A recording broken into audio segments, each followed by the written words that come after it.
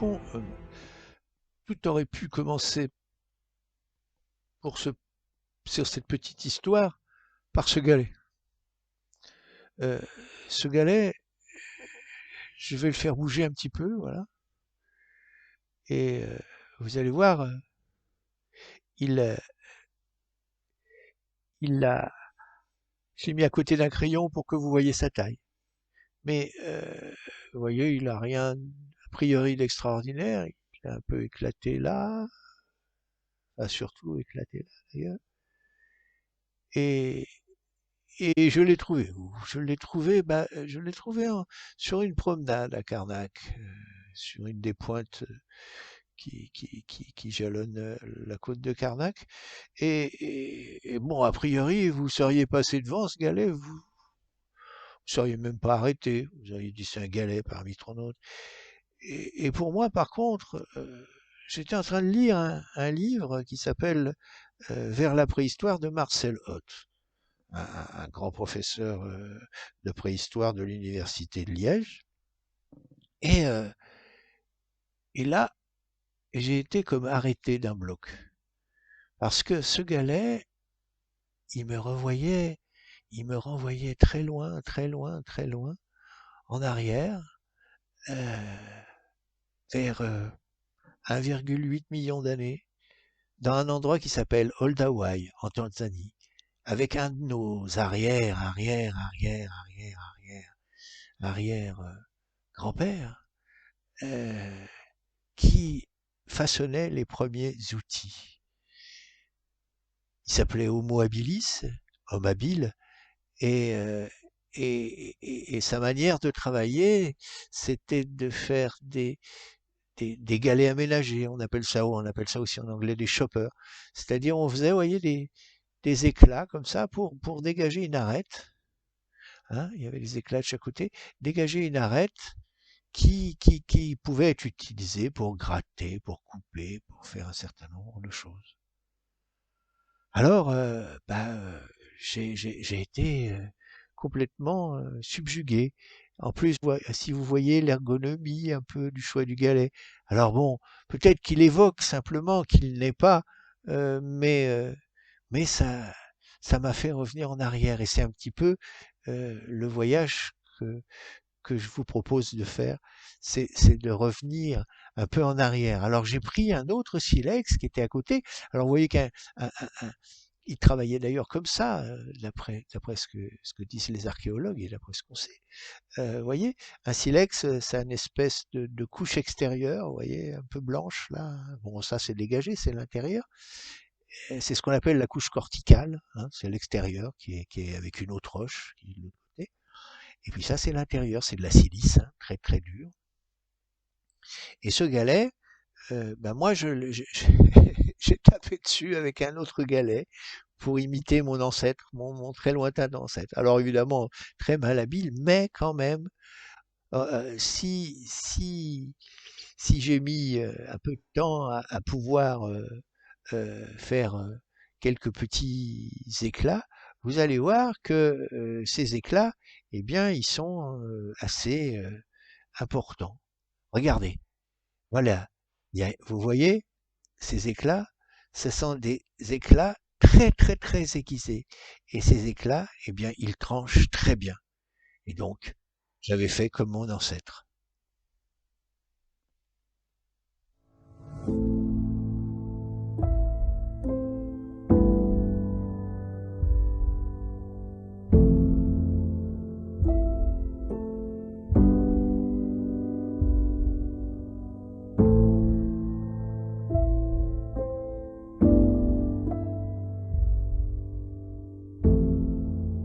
Cette vidéo qui commence par ce titre, enfin ces deux titres en réalité, euh, surtout le deuxième, il explique au mieux euh, ce que je vais essayer de donner dans la suite.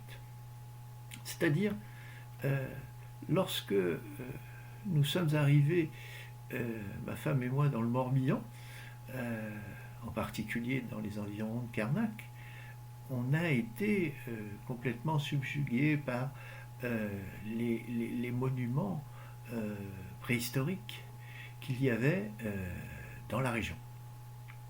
Il y avait des menhirs, des dolmens, tout le monde en a entendu parler. Mais les voir de près, c'est quand même quelque chose d'assez prégnant. Hein, vous voyez ces monuments qui datent de millénaires, et vous êtes là à côté, et vraiment ça nous a très impressionnés. Et on s'est mis vraiment à les visiter un peu partout, puis à chercher ceux qui étaient cachés. Et ça nous a demandé beaucoup de travail et de patience, parce que ben justement, les informations dont on dispose euh, sur cet ensemble architectural, parce que bon, il y en a plein, hein, euh, ben, alors c'est soit dans des livres très spécialisés, où alors là, au début, on comprend absolument rien, soit dans des bandes dessinées, où vraiment là, c'est un peu pour les enfants. Mais entre les deux, il n'y a pas d'explication très claire quand on les visite. Alors on peut aller sur les sites, on nous raconte des choses, mais le reste du temps, c'est assez flou, et en plus, pas toujours très exact. Alors moi, je me suis mis à chercher, à compiler des articles, alors des articles dans les livres, sur Internet, dans les sites répertoriés d'archéologie, sur des livres d'archéologie d'auteurs connus, hein, des gens dont je parlerai dans la suite, à qui je dois beaucoup, parce que eux, ils m'ont appris progressivement, avec beaucoup de difficultés, parce que c'est toujours un langage assez abrupt à comprendre, et c'est pour ça que je voudrais, euh, dans ce petit livre, ben, je donne des éléments pour comprendre ce que j'ai mis des années à collecter et à rassembler. Donc, voilà, c'est un petit peu le but de ce travail.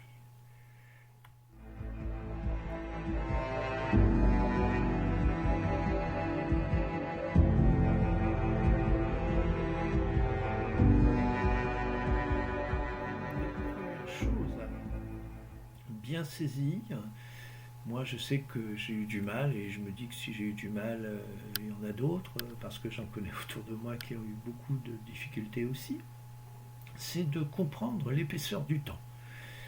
C'est-à-dire, comment on peut se représenter, par exemple, 1000 ans, 2000 ans, 3000 ans. Alors ne parlons pas d'un million d'années, mais déjà quand on arrive à 1000 ans, 2000 ans, c'est déjà pas mal. Un millénaire, c'est pas mal. Alors pour ça, j'ai fait une petite simulation, relativement simple, qui part d'une origine, un an zéro, qui est représenté par un petit bonhomme en rouge, là, et ici, vous avez une pendule qui compte en millénaires, hein, c'est-à-dire 1, 2, 3, 4 millénaires, ainsi de suite, jusqu'à 10, parce que bon, jusqu'à 10 000, ça sera déjà pas mal, déjà d'avoir un ordre de grandeur.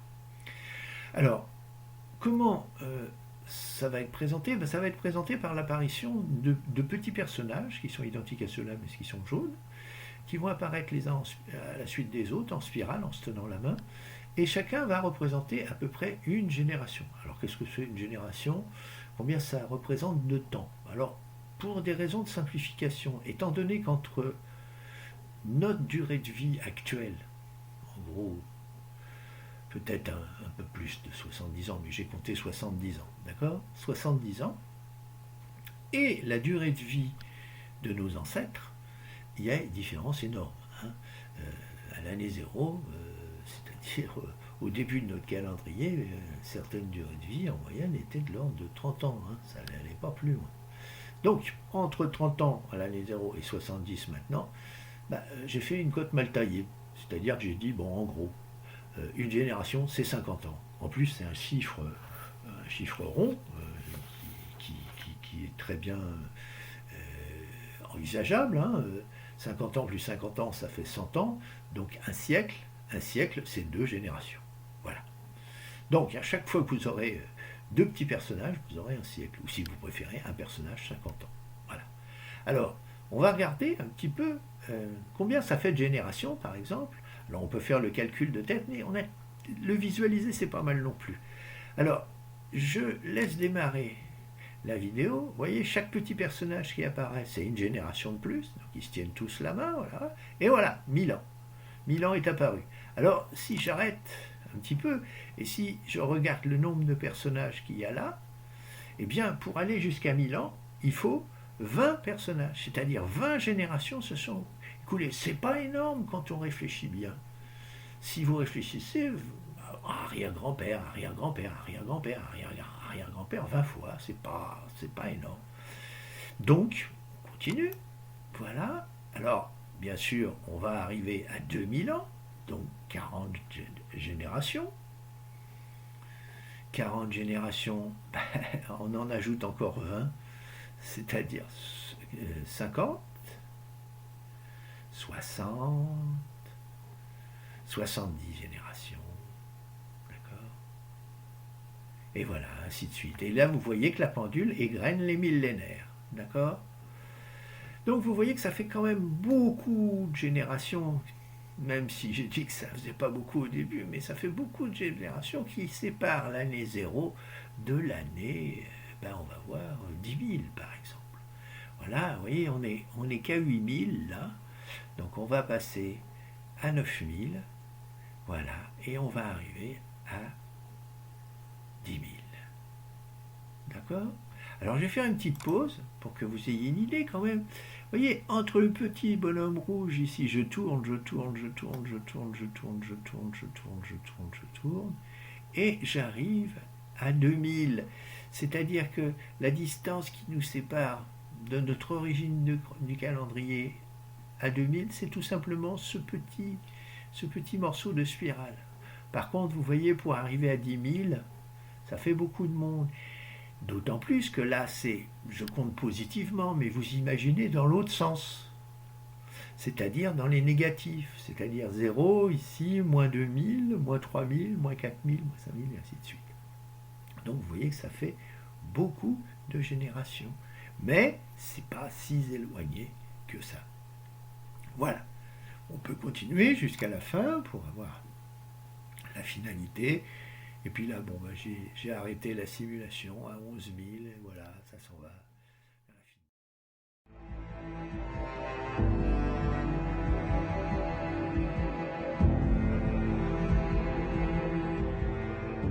On a parlé chronologie.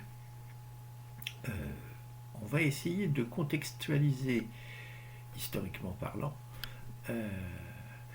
le problème du néolithique morbihanais. C'est-à-dire on va remonter dans le passé, de manière très lointaine, pour regarder un petit peu comment on en est arrivé là. Vous voyez ce que je désigne avec la souris qui est notre point de Bretonne. Alors, qu'est-ce qui s'est passé il y a très très très longtemps, aux origines des premiers pré-humains, c'est-à-dire nos ancêtres, nos pré-ancêtres, si j'ose dire. Voilà. Alors, ce qu'il faut savoir déjà, dans cette carte, on s'oriente un petit peu, hein, on est eurasien, comme on dit, c'est-à-dire Europe, Asie, Océanie aussi, Afrique. On va regarder ce qui s'est passé ici. Alors, ce qu'il faut déjà savoir, hein, ça c'est très important à comprendre, et on va le voir tout de suite. Voilà, tout part d'ici. Hein, en gros, alors, bien entendu, il s'est passé des choses avant, encore d'une manière beaucoup plus ancienne, mais il y a 2,7 millions d'années, à Olduvai, en Tanzanie, il y a quelque chose qui est apparu, qui est un ancêtre, un pré-humain.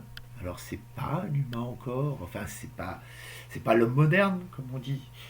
C'est pas l'homme moderne, il a des caractères de l'homme moderne, il a une boîte crânienne assez développée, et il est en statue verticale, hein, il marche verticalement, par les quatre pattes, il nous ressemble, mais c'est pas encore de ce qu'on appellera plus tard l'homo sapiens, c'est-à-dire nous, l'homme moderne, d'accord ? C'est-à-dire, on va les appeler préhumains, pour l'instant, c'est pas la peine de compliquer les choses, mais il va y en avoir un paquet de préhumains. Mais sachez que ça part il y a 2,7 millions d'années. Alors si vous regardez avec une petite échelle de génération, ça fait 540 000 générations. Il y a 540 000 générations. Il y a quelqu'un là-bas, en Oldawai, qui nous ressemble, un ancêtre, un arrière-grand-père, qui n'est pas tout à fait nous, mais qui va devenir nous au fur et à mesure que déjà le temps va s'écouler et que lui, il va se déplacer. Alors il va se déplacer, on va faire jouer l'animation tout doucement, on va voir que il va se passer quelque chose, c'est-à-dire qu'il va y avoir déjà un premier déplacement de Habilis vers un site en Israël. Hein. Il s'appelle Habilis, mais il est déjà devenu Ergaster, c'est-à-dire il s'est déjà transformé. Il marche mieux, il a une boîte crânienne un peu plus importante, mais il continue à se développer. Et Ergaster arrive là-bas. Ergaster va alors si j'ose dire, se transformer. D'une part, vous voyez, la partie verte, hein, j'ai choisi des cercles verts qui se propagent. Il y a une partie qui va être une variété de préhumains et une partie bleue qui s'en va vers l'Europe, une partie verte qui s'en va vers l'Asie et une partie bleue qui s'en va vers l'Europe. Alors la partie verte, c'est ce qui s'appelle la variété de préhumains qui s'appelle Erectus, hein, homme debout. Et de l'autre côté, il y a un Ergaster se transforme, évolue, si j'ose dire, en Antécésor. D'accord ? Antécésor qui, lui, va se déplacer vers l'Europe. D'accord ? Donc vous avez deux mouvements, deux radiations, ça s'appelle comme ça, deux radiations qui sont issues du croissant fertile, en gros, hein, de la région qui est ici. D'un côté vers l'Asie, l'Océanie, ainsi de suite. Donc un Erectus, qui va donner bien sûr des branches aussi. Et de l'autre côté, une autre variété qui va s'en aller vers l'Europe. Alors, ce qu'il faut comprendre, hein, c'est que tout ça, c'est au cours du temps.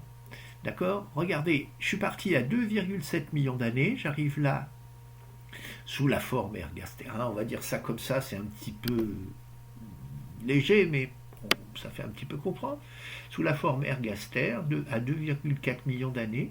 Et puis, il y en a une partie qui s'en va là, qui va donner des ramifications jusqu'à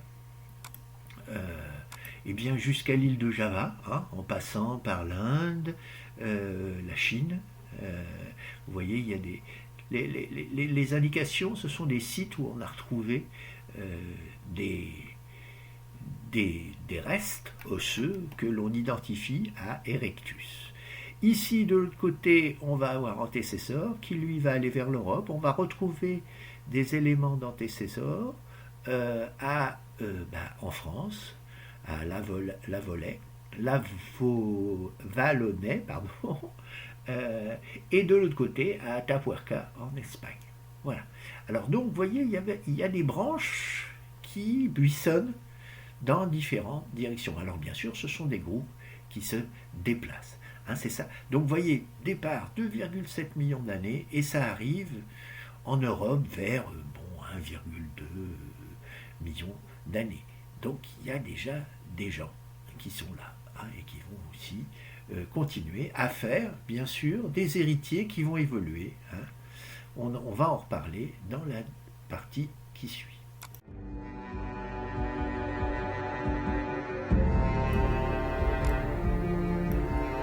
Alors, en complément de ce que l'on vient de voir d'un point de vue évolutionniste, voici un peu la galerie des portraits des ancêtres. Je vous ai mis un petit peu les crânes des principaux acteurs de cette histoire. Hein, donc habilis au début à 2,7. Ensuite ergaster qui va ici jusqu'à 2,4. Ensuite erectus d'un côté et antécésor de l'autre. Hein. Alors, il reste, en général, les archéologues retrouvent très peu de choses. Hein. Et voilà, Atapuerca, antécésor, là, il reste, le crâne a été un petit peu reconstitué. Dans les autres, on a retrouvé des crânes, mais c'est très rare quand on retrouve un squelette entier. Hein. C'est ça qu'il faut se dire, c'est que les restes sont très vieux.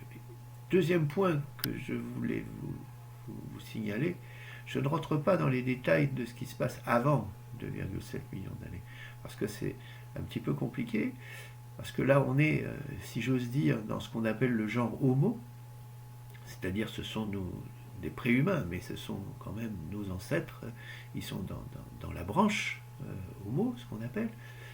Bien sûr, avant, il s'est passé des tas de choses, c'est-à-dire il y a eu d'autres individus, à savoir, bon, on dit souvent australopithèques, hein, les singes australes, ça veut dire, eh bien, tout cela, ils se sont développés pour arriver à une branche, habilis, mais habilis, c'est une branche, hein. C'est une branche côté Homo. Il y a une branche aussi parce qu'on a un ancêtre commun avec les singes, hein, bien avant, on en reparlera, et peut-être dans un autre tuto. Et les singes, eux, se sont développés de leur côté. Hein. Mais nous, en gros, on arrive à ce genre habilis, au groupe Homo, à 2,7 millions d'années. Hein. C'est ça qu'il faut garder dans la tête. Mais sachez qu'il y a eu du monde en hein. Australopithèque, c'est les très grands anciens. Il y a les paranthropes aussi. Mais voilà, c'est ce qu'il faut garder un petit peu en mémoire. On refera peut-être une autre petite vidéo pour expliquer cette arrivée à habilis. Mais sachez quand même, on voit, hein, les détails anatomiques ne sont... vous voyez, on se rapproche ici de l'homme moderne, mais vous remarquez que les arcades sourcilières, hein, par exemple, sont très importantes. Hein, ici, chez les premiers, par rapport à l'homme moderne. C'est un des caractères. Il y en a bien d'autres, la taille du crâne et ainsi de suite.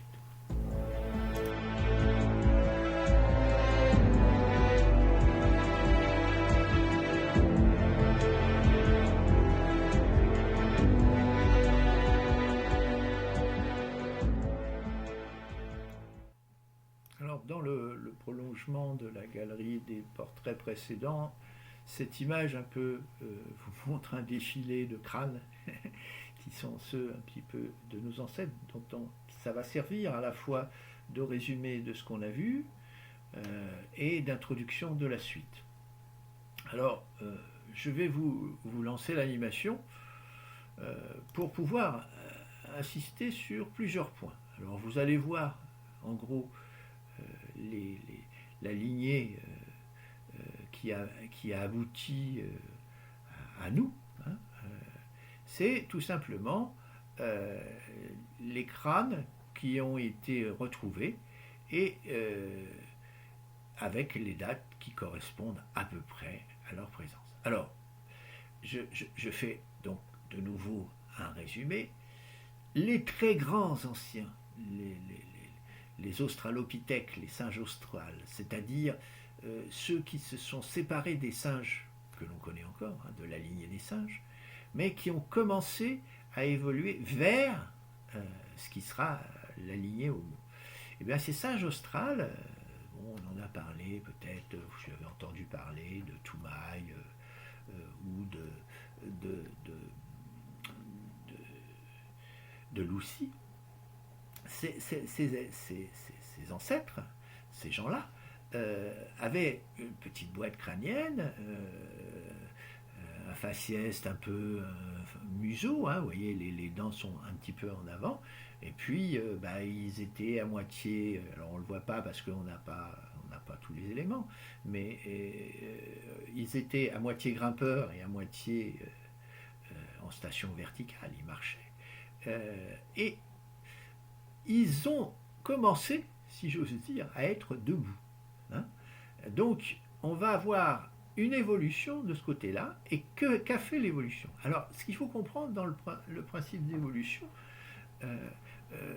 en particulier sans trahir véritablement la vraie pensée darwinienne, il faut savoir qu'à chaque génération, en gros, il y a des gènes qui viennent de vos parents, une partie, mais il y a toute une série de mutations qui se produisent et qui font de vous quelqu'un d'un peu différent. Hein, c'est pour ça qu'on est tous différents d'ailleurs, parce que les mutations ne sont pas forcément les mêmes chacun, et chacun va donner des caractères différents à l'individu qui est reproduit.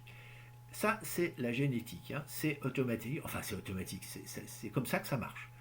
Alors qu'est-ce qui se passe? Il se passe qu'il y a des caractères qui sont viables, en quelque sorte, qui vont perdurer, et puis il y en a d'autres qui vont pas perdurer, c'est-à-dire que la lignée qui correspondra, enfin la suite de gens qui va correspondre à ça, va s'arrêter. Et la cause de ça, très souvent, et c'est même une des causes de l'évolution, c'est tout simplement l'extérieur qui va sélectionner, ça s'appelle la sélection naturelle, hein, ça sélectionne certains individus par rapport à d'autres qui sont moins bien adaptés. Ce qui conduit, par exemple pour nous, à avoir des mutations d'Australopithèques qui sont diverses, il y en a toute une buissonnée, mais il y en a un en particulier qui va mieux s'en sortir que les autres, c'est Homo habilis. Alors ça va être dû à un environnement,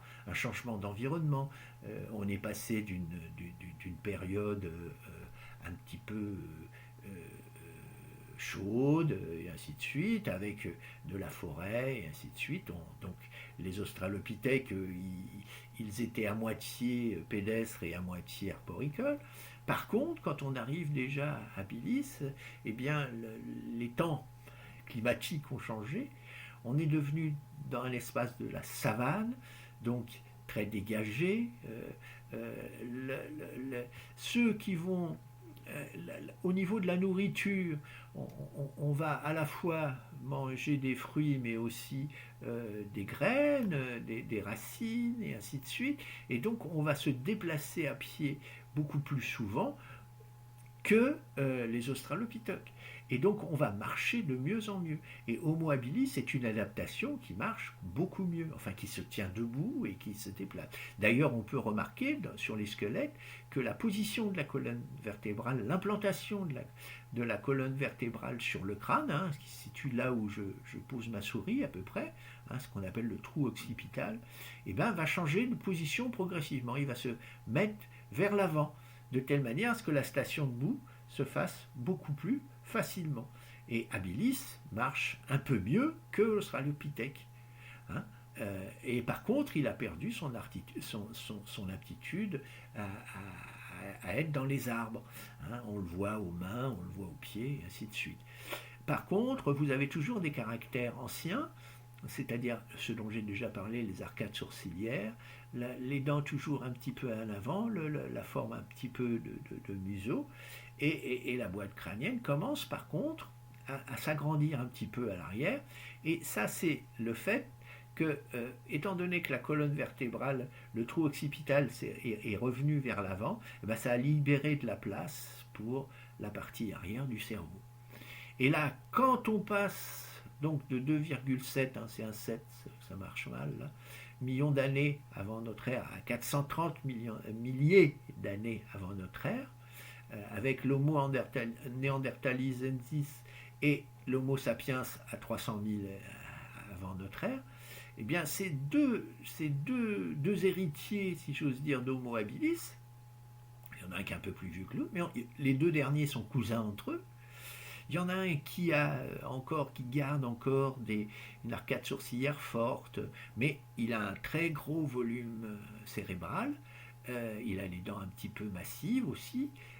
Il a le menton un petit peu plus fuyant que les précédents. un peu plus marqué, pardon, que les précédents.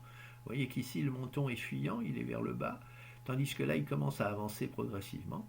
Et, eh ben, le cousin, celui qui dure encore, l'Homo sapiens, eh bien, lui, il va apparaître vers 300 000 avant notre ère. C'est ces deux cousins qui vont continuer à être des branches. Alors, c'est pas tout à fait les deux mêmes, hein. Ils ont des caractères différents, mais c'est tous là, les trois derniers, ce sont le genre Homo, c'est-à-dire le genre des humains. Voilà, c'est ce que je voulais préciser.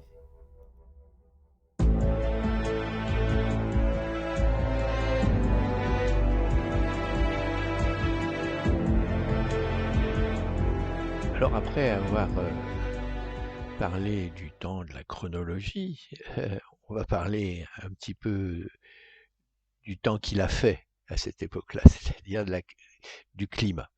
Il y a un facteur enfin une cause très importante des déplacements des humains et des préhumains à ces époques reculées, tout simplement dû aux variations climatiques. Il se trouve que la- la- la- des éléments comme par exemple les variations de l'inclinaison de l'axe de rotation de la Terre ont produit des phénomènes climatiques importants sur la Terre qui ont eu des conséquences sur bah, la température qui fait, des époques qu'on appelle dites de glaciation. Alors pour donner une idée des effets, enfin de ce qui pouvait se passer dans ces époques-là, j'ai fait une petite simulation qui en gros donne une idée de ce que peut avoir comme conséquence l'accroissement de la glace due à la diminution de la température. Alors, regardons un petit peu cette simulation que j'ai essayé de faire. Voilà. Alors, vous voyez que, en gros, la calotte glaciaire du haut s'agrandit et que, bien entendu, il y a des conséquences sur, en particulier, les Alpes et les Pyrénées. Bien sûr, il y en a d'autres. J'ai représenté que celles qui un peu nous intéressent. Donc, vous voyez que la calotte glaciaire, si j'ose dire, alors ça s'appelle un inlandis. Hein, ça c'est ce qu'on, c'est ce que les climatologues appellent comme ça parce que dès qu'un glacier devient très très important, il dépasse 500 km², comme le Groenland, comme l'Antarctique, le pôle sud, quoi, eh bien on donne ce nom-là à ces glaciers. Alors ces glaciers, vous voyez, ils ont recouvert une partie du nord, et puis même l'Angleterre, une partie de l'Irlande, une partie ici. Et puis dans les Alpes, pareil, c'est descendu dans les vallées, ainsi de suite. Et bien sûr, les températures ont baissé.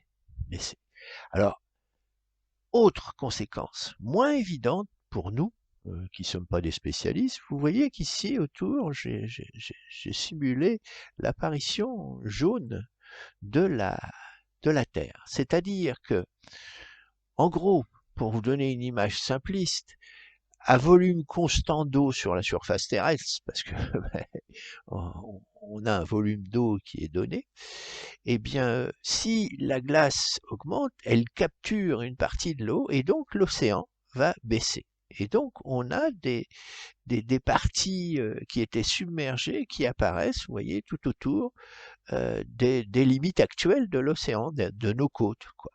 Et donc, les occupations humaines en ont profité parce qu'on pouvait traverser facilement, par exemple, de la France jusqu'à l'Angleterre. Ici, vous voyez qu'il y a plein de zones où on peut traverser facilement. Et donc, les humains en ont profité pour passer. D'accord? Et ça, c'est des conséquences euh, géographiques, si j'ose dire. Il y a aussi les conséquences de température, hein. Les températures baissaient très fortement et donc les humains avaient tendance à descendre vers le sud. Voilà. Alors, vers quelle époque? Bon, bah, les dernières glaciations, celles qui vont influer le déplacement des humains, en particulier en Europe, mais qui vont aussi influencer euh, les autres parties du monde, c'est en gros moins 80 000, moins 10 000 ans avant notre ère. Bien entendu, il y en a bien plein d'autres avant, hein. Il y en a au total 4 grandes, hein, qui remontent jusqu'à 1,8, et chacune de ces variations glaciaires va produire des effets, euh, alors déjà sur les côtes, sur le climat, et ce qui se passe au nord, c'est-à-dire le refroidissement très fort du climat, eh bien au sud, en Afrique par exemple, ça va créer au contraire un assèchement, hein. Les pluies vont s'arrêter et donc une désertification, et donc tout ça, les hommes vont remonter, hein. Les forêts vont se transformer en steppes, ça va faire tout un tas de variations qui vont conditionner, si j'ose dire, les déplacements et l'évolution des humains. Enfin, je vous rejoue la petite simulation pour que vous voyez bien les effets, hein. Et je ne triche pas trop sur cette schématisation, sur la taille de l'inlandis supérieur, hein. En gros, j'ai essayé de suivre ce que les cartes donnaient pour la dernière glaciation, hein, qu'on appelle du Jure, c'est le nom des affluents du Rhin, bon, enfin ça c'est les spécialistes qui utilisent. Donc entre moins 80 000 et moins 10 000, hein, avec des creux, bien sûr.